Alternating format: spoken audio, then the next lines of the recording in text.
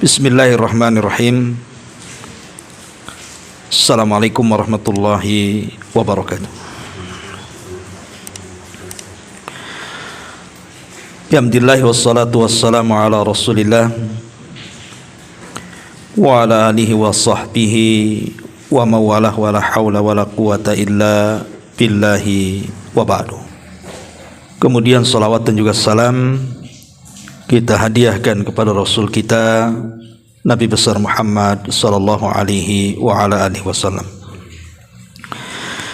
Kita lanjutkan kajian kita, masih membahas kitab Bahjah Qulubil Abrar, karya besar Al-Imam Asy-Syaikh Abdurrahman Ibn Nasir As-Sa'di rahimahullahu ta'ala.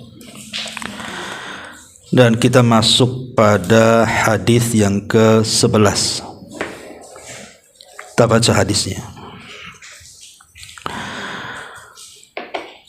An Muawiyah radhiyallahu anhu qala qala Rasulullah sallallahu alaihi wasallam man yuridillahu bihi khairan yufaqihu fiddin. Muttafaqun alaihi. Dari Muawiyah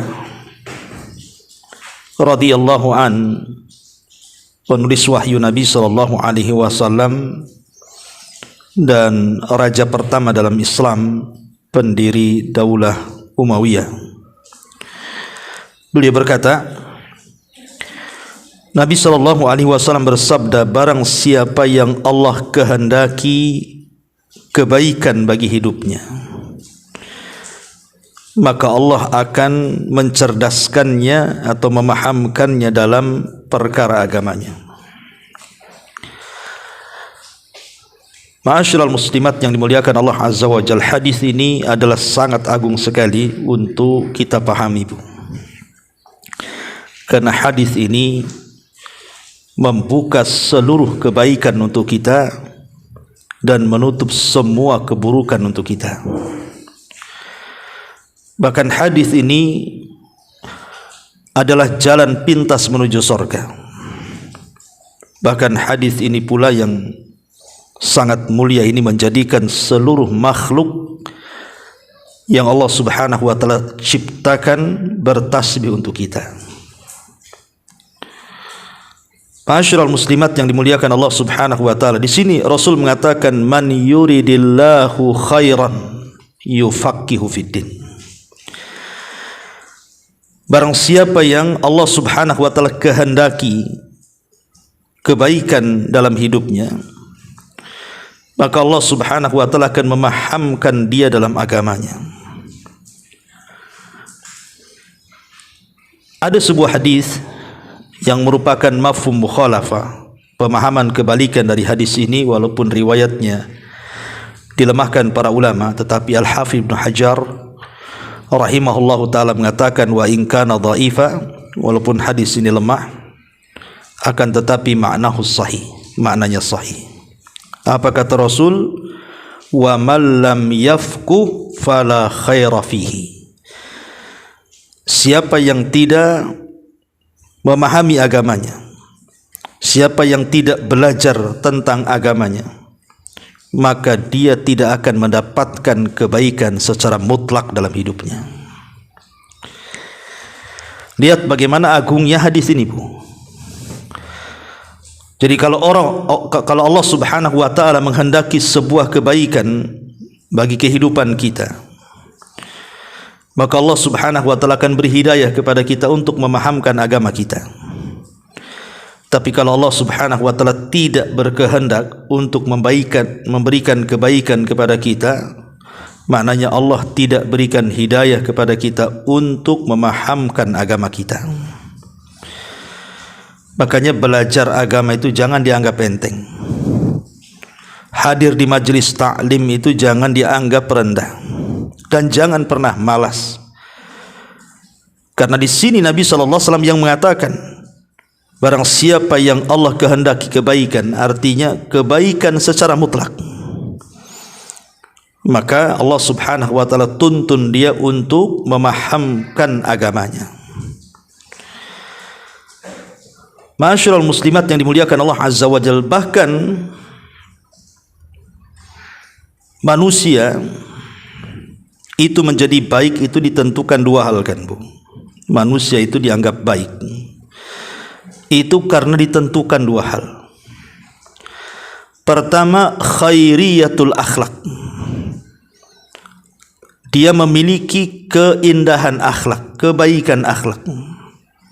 Dan yang kedua, at-tafaqquh fiddin, kecerdasan, kepahaman dalam agamanya. Jadi kalau orang baik dalam memahami agama, kemudian dia pun punya akhlak yang baik, maka sempurnalah dia. Makanya kenapa Nabi SAW mengatakan, man yuridillahu an yahdiyahu yufaqihu fiddin. Barang siapa yang Allah kehendaki mendapatkan hidayah, maka Allah Subhanahu wa taala akan memberikan pemahaman dia dalam agamanya. Dan ini senada dengan firman Allah Subhanahu wa taala, wa man yuridillahu an yahdiyahu yashrah sadrahu lil Islam. Barang siapa yang Allah kehendaki mendapatkan hidayah, maka dadanya akan lapang untuk menerima Islam. Maknanya kepahaman dan kecerdasan itu sebuah hidayah. Jadi kalau Allah Subhanahu wa taala menuntun ibu untuk hadir di majelis ta'lim, mau belajar, membaca, mendengar, bertanya kepada orang alim, itu tanda-tandanya ibu itu mendapatkan hidayah Allah Subhanahu wa taala.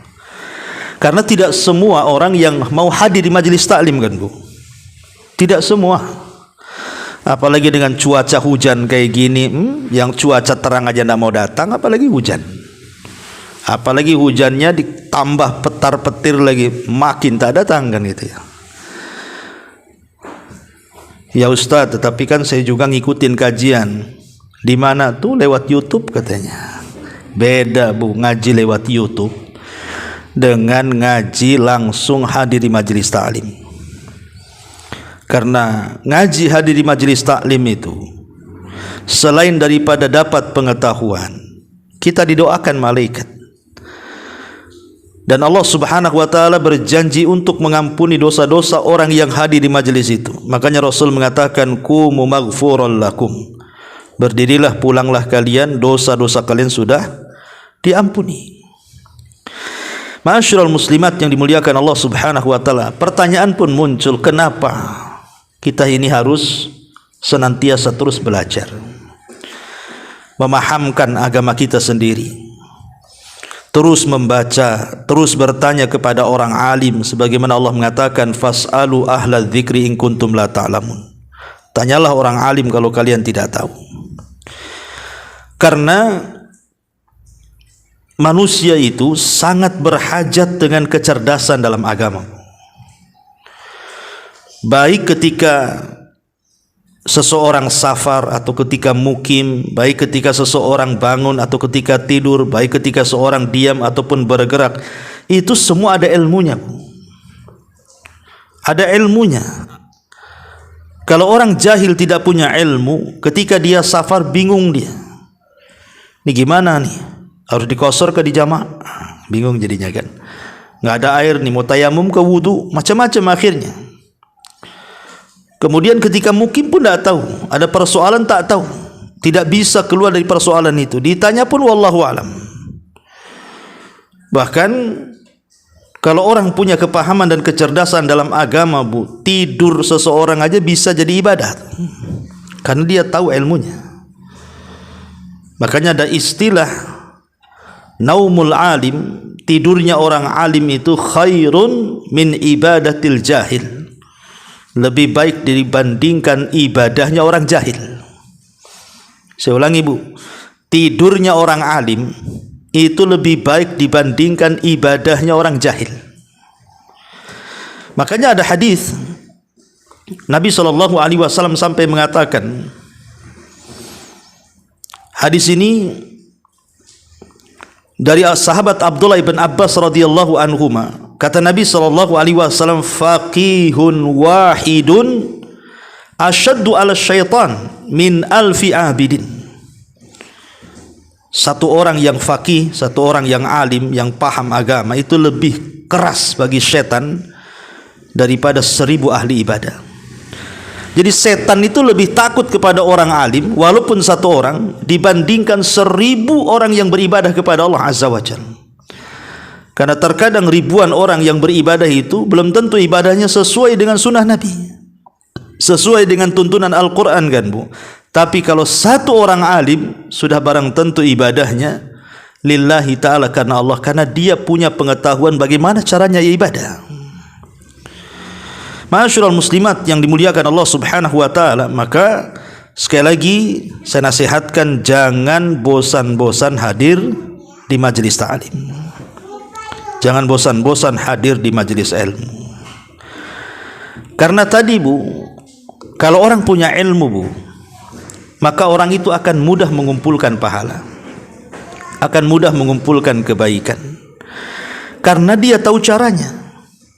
Umpamanya, contoh saja, umpamanya orang tidak sanggup berangkat haji karena tidak ada uangnya, atau karena mungkin kesehatannya. Kalau orang punya ilmu, tentu dia tahu caranya bagaimana mendapatkan pahala sama dengan pahala orang yang haji kan Bu. Seperti hadis Nabi SAW, kata Nabi SAW, man shalla subha fi jama'atin thumma jalasa fi musallahu yadhkurullaha hatta tatlu asy-syamsu thumma shalla rak'ataini kana lahu mithlu ajri hajjatin wa umratin tamatan kata Rasul. Barang siapa yang salat subuh berjamaah, kemudian dia tidak beranjak dari tempat solatnya, dia berzikir kepada Allah sampai matahari terbit, kemudian dia solat 2 rakaat yang disebut dengan syuruk, maka dia dapat pahala haji dan umrah secara sempurna kata Nabi. 3 kali Rasul mengatakan seperti itu. Lihat, tanpa harus berangkat ke Mekah saja dia sudah mendapatkan pahala haji itu. Kenapa? Karena dia paham caranya. Atau umpamanya dia ingin mendapatkan pahala orang yang berpuasa, dia tidak sanggup berpuasa, karena orang itu kadang-kadang kan kemampuan satu dengan yang lain berbeda Bu. Ada orang yang bisa sedekah tapi tak bisa puasa karena laparan orangnya gitu ya. Ada orang yang biasa puasa tak bisa pula dia sholat malam karena ngantuan orangnya. Macam-macam kan Bu. Tapi ada orang yang sudah ngantuan gitu ya, laparan pula, itulah bahaya tuh. Udah nggak sholat malam susah ya, kemudian puasa pun susah. Tapi kalau orang cerdas Bu, ada amalan-amalan yang bisa menandingi sholat malam, bisa menandingi puasa sunnah, bahkan bisa mendapatkan dua-duanya pula. Seperti hadis Nabi SAW, Nabi SAW mengatakan, as-sa'i alal armalati wal miskin kal mujahidi fi sabilillah wa kal qaimi la yaftur wa kas-saimi la yaftur. Kata Nabi SAW, siapa yang membantu janda-janda miskin dan orang-orang fakir, maka sekedudukan dengan para mujahid di jalan Allah, dan sekedudukan seperti orang yang salat malam dan tidak berhenti, dan seperti orang yang berpuasa dan tidak pernah berbuka. Lihat, kalau orang tahu caranya, dia dapatlah pahala itu kan. Bukan hanya pahala sekedar salat malam saja, puasa sunnah saja, seperti mujahid lagi. Cukup kita membantu fakir miskin dan janda-janda miskin ya. Atau contoh yang lainnya, umpamanya seseorang ingin mendapatkan pahala memerdekakan budak. Berapa harga budak kan? Zaman sekarang nggak ada budak, kalau ada mungkin mahal kan gitu. Tetapi orang yang alim, orang yang faqih, orang yang cerdas tahu caranya. Walaupun kita tidak punya uang untuk memerdekakan budak, oh ternyata dengan kecerdasannya dia bisa dapat pahala seperti orang yang memerdekakan budak. Seperti apa contohnya? Contohnya umpamanya Nabi SAW mengatakan, man qala la ilaha illallah wahdahu la syarikalah lahul mulku wa lahul hamdu yuhyi wa yumit wa huwa ala kulli syai'in qadir. Barang siapa yang mengucapkan la ilaha illallah wahdahu la syarikalah lahul mulku wa lahul hamdu yuhyi wa yumit wa huwa ala kulli syai'in qadir, maka akan dicatat padanya fi yaumin mi'ata marrah, dalam satu hari itu 100 kali. Jadi ibu mengucapkan 100 kali la ilaha illallah wahdahu la syarikalah lahul mulku wa lahul hamdu yuhyi wa yumiitu wa huwa ala kulli syai'in qadir. Apa kata Nabi sallallahu alaihi wasallam? Kana lahu adlu asyri riqab. Pahalanya sama dengan memerdekakan 10 budak. Cukup sampai di sini? Tidak. Kutibat lahu mi'atu hasanah. Dicatat 100 kebaikan. Wa muhiyat anhu mi'atu sayyi'ah. Dicatat dihapuskan 100 kesalahan. Wa kana lahu hirzan minasyaitan, dan dia akan dijaga dari syaitan selama hari itu sampai sore hari. Lihat bagaimana Nabi SAW mengajarkan kepada kita amalan yang bisa derajat kita sama dengan orang yang memerdekakan budak. Bukan hanya 1 budak, 10 budak lagi kita merdekakan tuh. Bahkan dicatat 100 kebaikan, dihapus 100 kesalahan, bahkan tidak diganggu syaitan lagi. Cukup hanya mengucapkan la ilaha illallah wahdahu la syarikalah lahul mulku wa lahul hamdu yuhyi wa yumiit wa huwa ala kulli syai'in qadir. Berapa kali? 100 kali. Lihat orang cerdas tahu caranya. Ya, dia mau apa saja orang cerdas itu bisa. Mau dapat pahala haji bisa, mau dapat pahala umroh bisa, mau dapat pahala orang yang sholat malam, yang puasa sunnah, yang seperti mujahidin, para ahli jihad, yang memerdekakan budak, semua bisa. Ya. Kenapa mereka bisa seperti itu? Sekali lagi karena kecerdasan, karena kepahaman, sehingga dia paham. Oh, begini caranya. Saya pun inginlah seperti dia, tapi saya tidak mampu untuk melakukan seperti dia. Gampang. Kalau orang cerdas, kata Nabi, dunia ini dihuni oleh 4 manusia. Yang satu diberikan harta dan ilmu. Dengan ilmunya dia bisa mengelola hartanya di jalan Allah, maka orang ini sebaik-baik kedudukan di sisi Allah. Yang kedua, orang yang tidak punya harta tapi punya ilmu, tapi dengan ilmunya, dengan kecerdasannya, dia pun berangan-angan, ya Allah, kalau aku seperti dia, aku pun akan beramal sama dengan amal yang ia lakukan. Apa kata Rasul? Pahalanya sama. Lihat, pahalanya sama. Pamannya ada tetangga kaya bisa korban, bisa haji, bisa membantu saudaranya di Palestina, ya, bisa membantu fuqara wal masakin, bisa membantu membangun pesantren dan begitu seterusnya. Kita pula orang susah, mau makan susah, mau bantu pula, makan aja susah. Tapi saya ingin punya pahala seperti dia. Bagaimana caranya? Tinggal ghibthah saja. Apa ghibthah itu? Ghibthah itu cukup kita katakan dalam hati, ya Allah, kalau aku seperti dia, aku pun akan melakukan hal yang sama. Maka kita dapat pahala yang sama. Lihat, itu akibat kecerdasan tuh, Bu. Cerdas itu memudahkan segalanya kan? Memudahkan semuanya. Tapi kalau orang jahil bingung dia, stres. Cemana lah saya ingin haji. Ya, ingin dapat pahala haji, ingin dapat pahala umroh, ingin dapat, bingung dia karena tidak cerdas tadi. Maka dari sini kita katakan bahwa kecerdasan itu memudahkan segalanya dan bisa meraih pahala sebanyak-banyaknya. Ma'asyiral muslimin, muslimat yang dimuliakan Allah Subhanahu wa taala, dan orang cerdas itu, Bu, orang cerdas dalam agama itu akan jadi rujukan orang.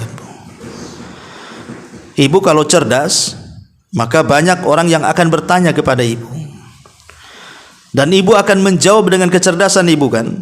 Kemudian memahamkan, kita sudah paham agama, orang lain dipahamkan dengan agama, akhirnya apa? Jadi pahala jariah bagi kita. Kalau orang yang kita pahamkan tentang agama, kemudian dia memahamkan orang lain dengan agama, kemudian orang lain memahamkan lagi orang lain dengan agama, berarti kita sedang membangun multi level pahala namanya. Semakin banyak orang yang terkena hidayah, maka pahalanya kita akan dapat di situ. Bahkan kita tahu bahwa orang yang cerdas dalam agama, orang yang paham dalam agama itu, kemudian dia mengajarkan dengan kecerdasannya kepada orang lain, itu semua makhluk yang ada di permukaan bumi, Bu, mulai dari semut-semutnya, mulai daripada ikan-ikannya, mulai dari tumbuh-tumbuhannya, itu semua bertasbih kepada kita, Bu. Mereka berdoa kebaikan kepada kita. Muallimul khaira, kata Rasul, yastaghfiru lahu kullu syai'in hatta al-khitanu fil bahri. Orang yang mengajarkan kebaikan, memahamkan orang dalam agama itu, Bu, segala sesuatu yang Allah ciptakan akan berdoa untuk minta supaya dosa-dosa kita diampuni sampai kepada ikan yang di dasar lautan, kata Nabi. Kan luar biasa, Bu. Ya, kita ini didoakan, otomatis kita akan baik, didoakan kebaikan kan. Makanya Rasul mengatakan khairukum man ta'allamal Qur'ana wa 'allama. Sebaik-baik kalian adalah orang yang belajar Quran dan mengajarkan Al-Quran. Luar biasa kan, Bu. Bahkan lebih daripada itu, Bu. Orang cerdas itu, kalau dia berpikir dengan kecerdasan yang ada di kepalanya itu, berpikirnya saja berpahala. Orang yang cerdas itu belum beramal, baru berpikir saja itu sudah berpahala. Tapi maksudnya berpikir untuk kecerdasannya.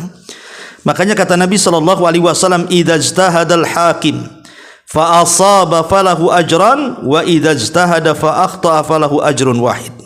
Apabila seseorang hakim berijtihad, dengan kecerdasannya dia berijtihad, berfikir, jika dia benar pendapatnya maka baginya 2 pahala, dan jika salah tetap dapat 1 pahala. Bayangkan, berfikir saja berpahala. Ya. Ma'asyiral muslimat yang dimuliakan Allah Subhanahu wa taala, makanya kenapa kemudian tafakuh dalam agama itu sangat dianjurkan. Bahkan Allah Subhanahu wa taala mengatakan dalam surah At-Taubah ayat 122, "Wa ma kanal mu'minun liyaghfiru kafatan falaula nafarun min kulli firqatin minhum ta'ifatun liyatafaqahu fid din wa liyunziru qaumahum idza rajau ilaihim la'allahum yahdharun." Tidak sepatutnya bagi orang-orang yang beriman itu untuk pergi semua ke medan perang. Mengapa tidak pergi dari tiap-tiap kelompok itu di antara mereka beberapa orang untuk memperdalam pengetahuan mereka tentang agamanya dan untuk memberikan peringatan kepada kaumnya apabila mereka telah kembali kepadanya supaya mereka dapat menjaga dirinya. Lihat, kalau seandainya ada jihad sekalipun, tidak boleh semua berangkat jihad. Harus ada kelompok-kelompok itu yang kemudian mempelajari agamanya, supaya bisa memperingatkan manusia. Karena jihad sendiri ada 2 kan, ada jihad dengan pedang, ada jihad dengan ilmu. Dahulu di zaman Nabi SAW, kata Abu Hurairah radhiyallahu anhu, ya, Nabi SAW pernah ditanya, Rasul, ayyun nasi akram. Kata Nabi SAW, kata sahabat ini, Rasul, siapa manusia yang paling mulia? Maka Nabi SAW mengatakan, aqramuhum indallahi atqakum. Ya, tentu orang yang paling mulia adalah orang yang bertakwa di antara mereka.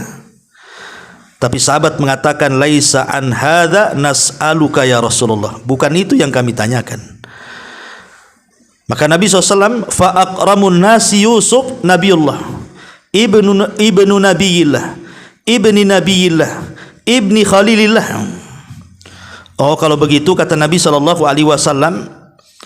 manusia yang paling mulia itu ya Nabi Yusuf. Nabi Yusuf, Nabi Allah, putra Nabi Ya'qub, putra Nabi Allah, putra Ishak, putra Ibrahim, kekasih Allah Subhanahu wa taala. Tapi sahabat mengatakan, bukan itu yang kami tanyakan kepadamu ya Rasulullah. Maka Nabi SAW, apakah kalian bertanya tentang bangsa Arab kepadaku? Maka mereka mengatakan ya.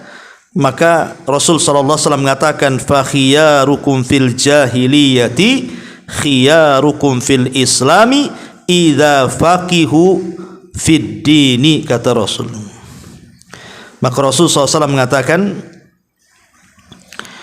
orang yang paling baik dari mereka di masa jahiliyah adalah orang-orang yang paling baik di masa Islam jika mereka paham Islam. Ya, kata Nabi SAW, orang yang terbaik di zaman jahiliyah itu juga akan menjadi terbaik dalam Islam kalau ketika masuk Islam dia mau belajar. Makanya kita lihat, Bu, terkadang banyak orang-orang mu'alaf. Orang-orang mu'alaf tuh kan, Bu, ya, terkadang mereka lebih afdal dibandingkan orang-orang yang Islamnya dari kecil. Kenapa? Karena ketika orang mu'alaf masuk Islam itu dia mau belajar. Bahkan sebagian mu'alaf itu jadi ustadz pula mereka. Yang malunya pula kadang-kadang mu'alaf itu pula yang masuk Islam belajar, kemudian dia jadi guru yang diajari pula orang Islam. Kan? Nah, ini kan itulah bagaimana Allah Subhanahu wa taala mengangkat derajat itu bukan karena Islam dari kecil, tetapi karena Allah angkat derajatnya karena dia belajar. Yarfa'illahu alladhina amanu minkum walladzina utul ilma darajat. Allah angkat derajat orang-orang yang beriman di antara kalian dan orang-orang yang berilmu di antara kalian. Oleh karena itulah maka jangan pernah malas untuk belajar. Satu-satunya ayat dalam Al-Quran, Bu, Nabi SAW diminta oleh Allah Subhanahu wa taala untuk meminta tambahan. Tidak pernah Rasul diminta tambahan kecuali minta tambahan ilmu. Rasul tidak pernah meminta tambahan harta. Rasul tidak pernah meminta tambahan yang lainnya. Tapi Nabi SAW hanya meminta tambahan ilmu. Itulah perintah Allah. Qul wa qul rabbi zidni ilma. Katakan ya Muhammad, Allah yang menyuruh tuh, katakan ya Muhammad, Rabbi zidni ilma, ya Allah tambahkan untukku ilmu. Satu-satunya permintaan Rasul kepada Allah atas perintah Allah untuk menambah sesuatu di dunia hanyalah ilmu. Jadi mintalah kepada Allah Subhanahu wa taala, Bu, agar terus kita ini diberikan ilmu, dicerdaskan. Kenapa demikian? Karena ilmu itu penting. Lihat bagaimana Allah mengatakan, fa'lam annahu la ilaha illallah wastaghfir li dzambik. Dalam surah Muhammad ayat 19 Allah mengatakan apa? Fa'lam. Kata para ulama, kalimat fa'lam itu artinya ilmui, pelajari. Apa itu? Tauhid la ilaha illallah. Jadi kita disuruh untuk mempelajari tauhid la ilaha illallah. Kata para ulama, lihat bagaimana Allah Subhanahu wa taala mendahulukan ilmu dibandingkan tauhid. Allah mendahulukan ilmu dibandingkan tauhid. Fa'lam, ketahuilah, ilmui maksudnya bahwa dia adalah la ilaha illallah, tidak ada sembahan yang berhak disembah kecuali Allah. Kenapa kemudian Allah mendahulukan ilmu dibandingkan tauhid coba? Karena betapa banyak orang yang mengucapkan la ilaha illallah ternyata masih datang ke dukun. Ternyata orang yang mengucapkan la ilaha illallah masih pula lah dia yakin dengan tangkal, jimat dan yang semacamnya. Masih datang ke kuburan-kuburan kemudian mereka meminta-minta di kuburan. Berarti dia tidak paham tauhid. Tetapi orang yang paham tauhid tidak mungkin dia akan melakukan kesyirikan, karena itu lawannya. Makanya kemudian Allah dahulukan dengan kalimat fa'lam, ilmui, ya, pelajari dulu supaya paham apa kalimat la ilaha illallah, supaya tidak menyimpang dengan kalimat itu. Nah, itulah pentingnya ilmu itu, coba bayangkan, ya. Ma'asyiral muslimat yang dimuliakan Allah Azza wa Jalla, dan bahaya kalau orang sampai tidak paham agama, cuek dengan agama, itu bisa membahayakan bagi hidupnya. Contoh nih, Bu, dalam hadis Nabi SAW, innar rajula la yusalli sittina sanatan lam yakbalillahu lahu salatan la'allahu yutimmar ruku wa la yutimmas sujud. Kata Nabi SAW, ada orang itu, Bu, solat sudah 60 tahun. Bayangkan dia solat 60 tahun, tapi solatnya nggak diterima Allah. Kemudian ditanya, apa masalahnya? Jangan-jangan karena dia menyempurnakan rukunya tapi tidak menyempurnakan sujudnya, atau menyempurnakan sujudnya tapi tidak menyempurnakan rukunya, atau mungkin dua-duanya.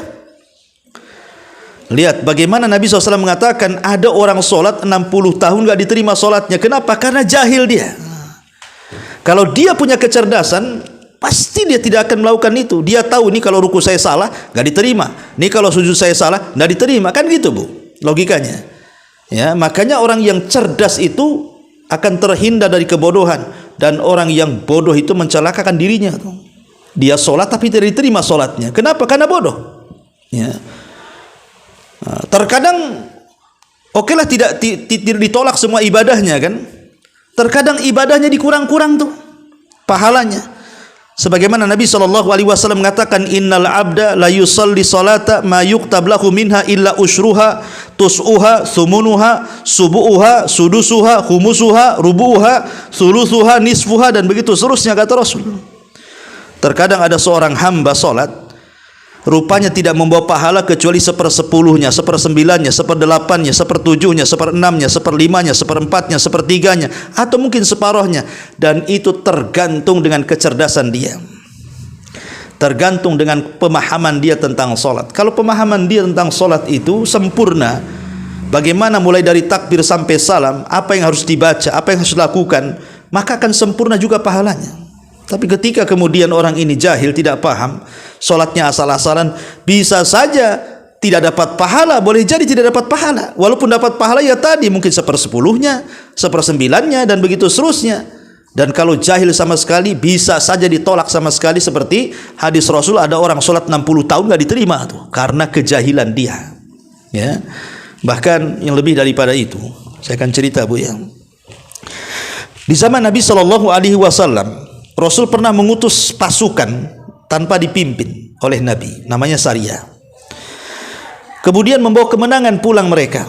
Rupanya salah seorang sahabat terluka kepalanya. Ketika kemudian tertidur istirahat, mimpi basah pula sahabat ini.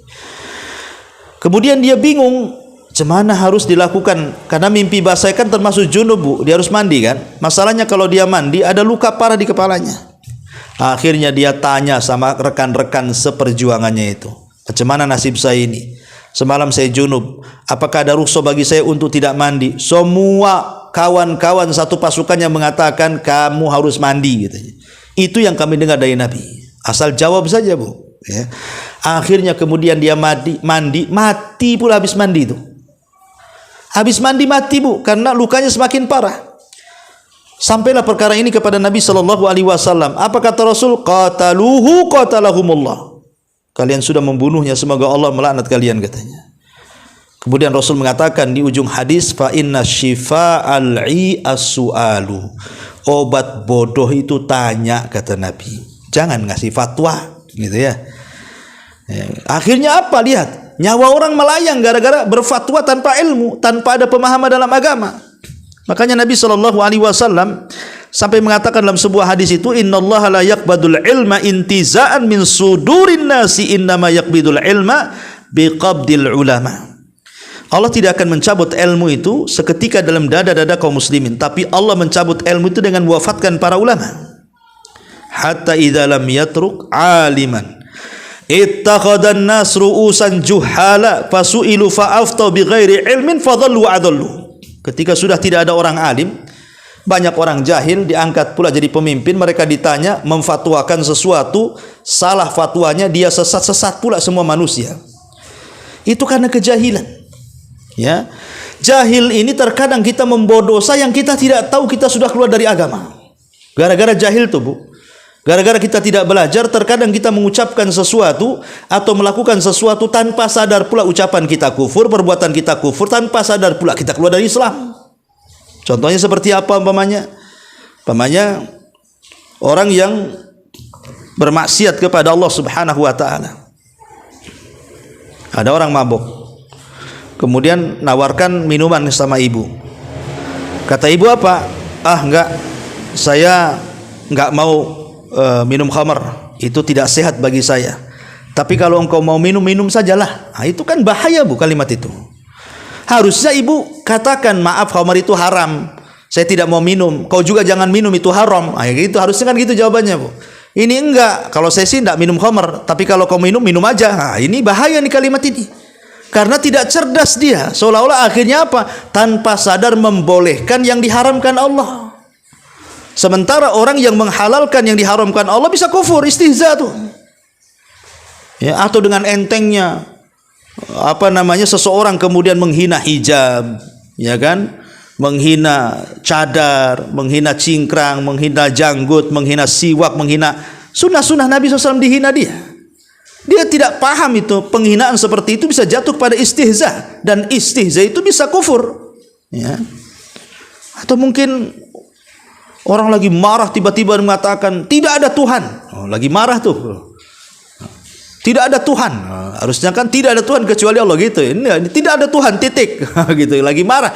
Memang lagi marah, tapi ini kan kalimat ini bahaya, mengingkari adanya Tuhan kan? Mengingkari adanya Tuhan. Tidak ada Tuhan sampai marah-marah tuh. Nah, ini repot, Bu. Ini kadang-kadang orang awam, orang jahil, kadang-kadang mereka tidak berpikir. Makanya kata Nabi SAW, wa innal abda la yatakallamu bil kalimati min sukhtillahi la yulqilaha balan yahwi sahibuha fi nari jahannam abad ma bainal masyriqi wal maghrib. Terkadang ada orang itu mengucapkan satu kalimat, rupanya kalimat itu membuat Allah murka pula. Dia tidak sadar.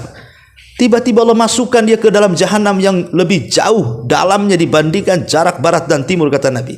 Lihat, itu karena kejahilan, makanya rugi orang jahil itu.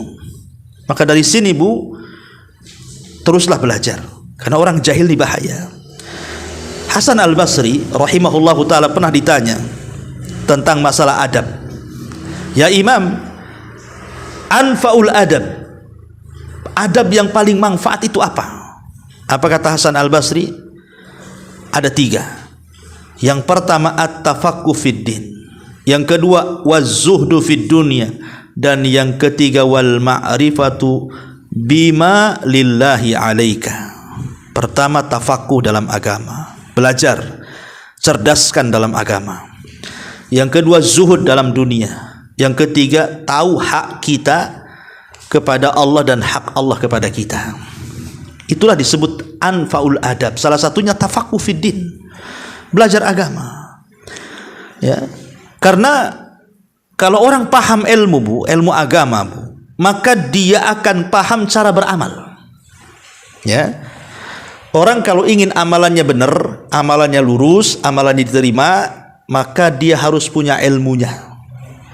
Karena ilmu itulah, ilmu yang benar itulah yang mengantarkan amalan yang sahih. Makanya Allah Subhanahu wa taala mengatakan, huwallazi arsala rasulahu bil huda wa dinil haq. Dialah yang mengutus rasul dengan membawa petunjuk dan agama yang hak. Kata ulama tafsir, maksudnya huda di sini artinya ilmu, dan agama yang hak artinya amal yang saleh. Allah mendahulukan ilmu dibandingkan amal saleh.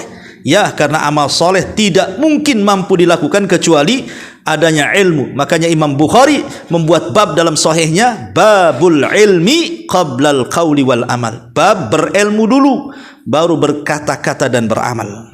Itu penting itu. Ya, ma'asyiral muslimat yang dimuliakan Allah Subhanahu wa taala. Dan sebenarnya kalau orang itu paham tentang dahsyatnya ilmu, pasti orang itu akan senang untuk belajar agama. Nabi SAW mengatakan begini, Bu, idza marartum biriyadil jannati fartau.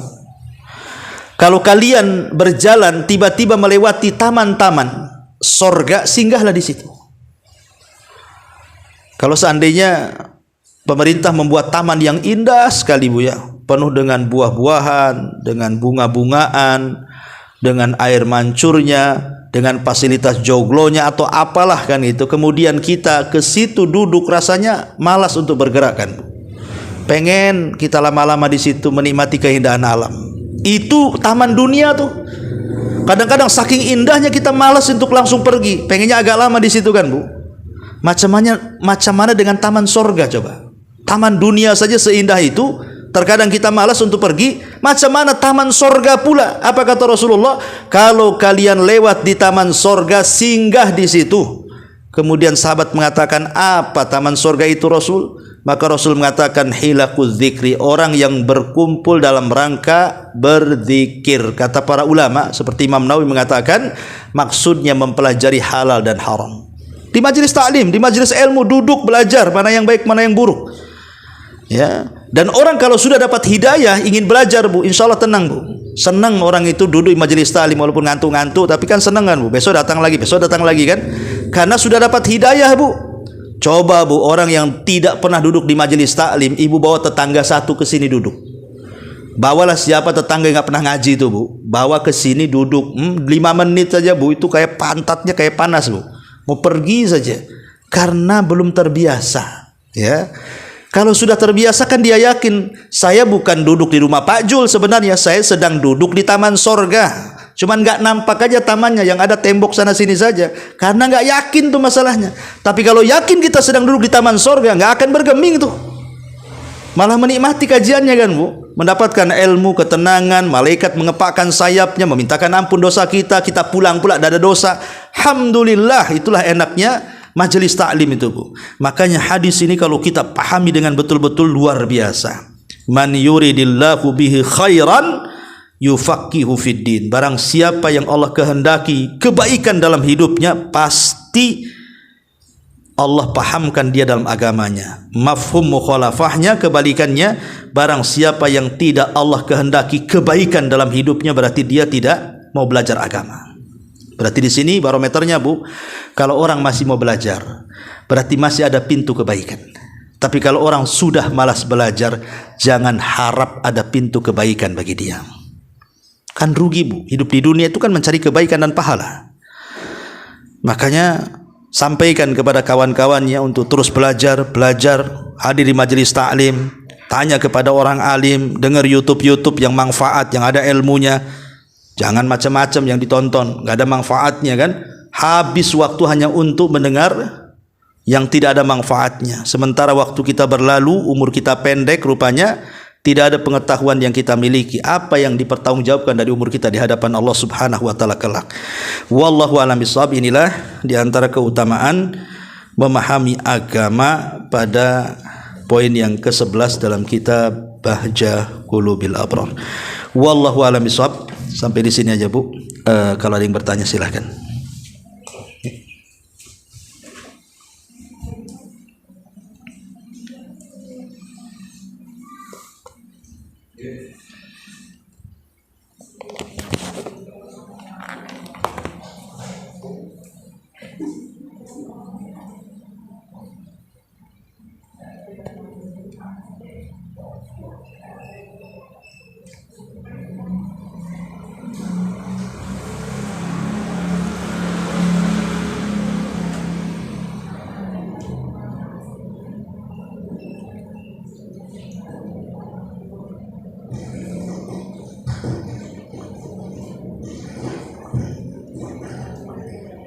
Bismillah. Assalamualaikum Ustaz. Izin bertanya. Iya, waalaikumsalam warahmatullahi wabarakatuh. Mengenai tentang qada sholat, Ustaz. Iya. Ini qada Allah, ada ibu dari umat ini sedang sakit gitu, Ustaz. Jadi beliau ini kalau pas waktu sholat itu ada yang kelupaan gitu. Jadi yang menjaga ini bilang ke adiknya suruh mengqada sholat. Jadi gimana hukumnya? Sholat yang belum ada kelupaan gitu. Iya, alhamdulillah. Mengqadha salat, kalau yang dimaksud qadha di sini artinya mengganti salat yang pernah dulu kita tinggalkan, maka tidak ada tuntunannya. Pamannya ibu dulu tidak pernah salat, udah 20 tahun baru hijrah, baru salat. Cemana salat-salat yang dulu apa perlu diqadha? Tidak ada. Berdasarkan perkataan Aisyah radhiyallahu anha. Ya, kami dulu juga haid di zaman Rasul, secara otomatis haid itu kan meninggalkan sholat, tapi kami tidak mengqadha sholat, tetapi kami disuruh untuk mengqadha puasa saja. Tapi kalau yang dimaksud karena lupa, itu bukan qadha, ya memang itu waktunya. Contoh umpamanya ibu lupa duhur, pikir sudah sholat, jam 5 baru ingat, iya saya belum duhur tadi, langsung sholat. Ketika ingat itu langsung sholat. Atau umpamanya ketiduran, ibu tidur jam, karena mungkin larut malam gak bisa tidur, jam 1 pula bisa tidur, bablas pula jam 9 siang baru bangun, langsung sholat subuh. Karena Rasul mengatakan fadzaka waktuha, itulah waktunya. Itulah cara qadhanya orang yang lupa dengan orang yang tertidur gitu ya. Nah, tetapi tidak boleh sholat diqadhakan kepada orang lain. Ya, sholat itu tidak bisa diqadhakan kepada orang lain. Itu amalan badaniyah kita. Kita yang meninggalkan, ya kita yang melakukan. Karena sholat itu kan kewajiban mutlak bagi kita, tidak bisa diwakilkan kepada orang lain. Wallahu a'lam.